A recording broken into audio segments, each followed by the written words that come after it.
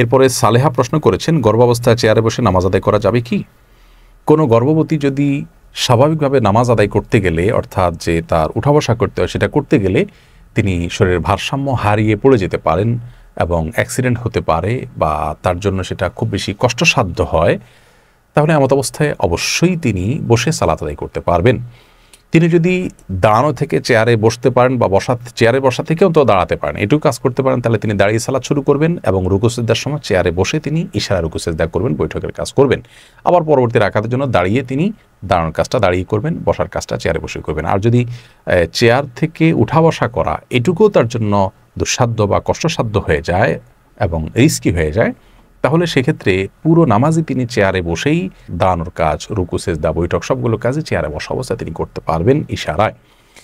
এ বিষয়ে বুখারীর একটি হাদিস আমাদের সামনে রয়েছে। ইমরান ইবনে হুসাইন রাদিয়াল্লাহু তাআলা আনহু একবার নবী সাল্লাল্লাহু আলাইহি ওয়াসাল্লামের কাছে তার একটা রোগের কথা জানালেন যে আমার এই রোগের কারণে স্বাভাবিকভাবে সালাত আদায় করতে অসুবিধা হয়। তখন নবী সাল্লাল্লাহু আলাইহি ওয়াসাল্লাম তাকে বলেছেন যে সল্লি কায়মান, তুমি দাঁড়িয়ে স্বাভাবিকভাবে নামাজ আদায় করবে।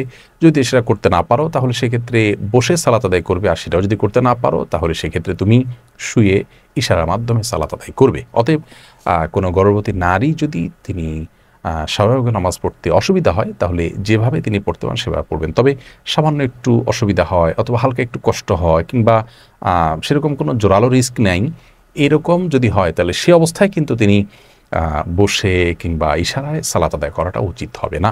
প্রত্যেকের অবস্থাকে অ্যানালাইসিস করে, তার অবস্থাকে পর্যালোচনা করে তারপর তাকে সিদ্ধান্ত নিতে হবে।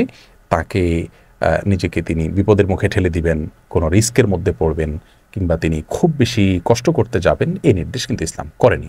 অতএব গর্ভবতী নারীর জন্য চেয়ারে বসে সালাত আদায় করা জায়েজ আছে যদি স্বাভাবিক সালাত আদায় করতে তার অসুবিধা হয়।